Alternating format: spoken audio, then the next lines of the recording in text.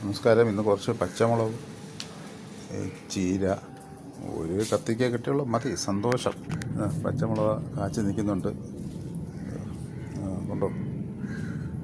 ഇത് എന്തിനമാണെന്നറിയില്ല. ഇത് നമ്മൾ ഈ പറമ്പിലൊക്കെ നിന്ന് പിഴുത് നട്ട് പരിചരിച്ച് വന്നതാണ്. ഒരു പിരിയമുളകിൻ്റെ ഉണങ്ങിയപ്പോൾ ഒരു പിരിയമുളകിൻ്റെ രീതിയിലായിരിക്കുന്നത്. എന്തായാലും നമുക്ക് നല്ല മുളകാണിത് കിട്ടിയത്. ഇതിൻ്റെ സ്വാദ് അറിയണമെങ്കിൽ നോൺ വെജ് ആണെങ്കിൽ ഇത് ഓംലെറ്റ് ഉണ്ടാക്കി കഴിച്ചോ. ഓംലെറ്റിൽ ഈ പച്ചമുളക് ചെറുതരിഞ്ഞ് സവാളയോടൊപ്പം ചെറുതായി അരിഞ്ഞ്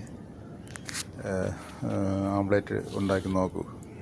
ഈ നാടൻ പച്ചമുളകിൻ്റെ യഥാർത്ഥ രുചി അറിയാൻ പറ്റും. ഓക്കെ, ഞാനത് കഴിച്ചുകൊണ്ടാണ് പറയുന്നത്.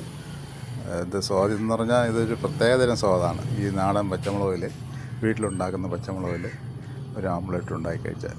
ഓക്കെ, നന്ദി.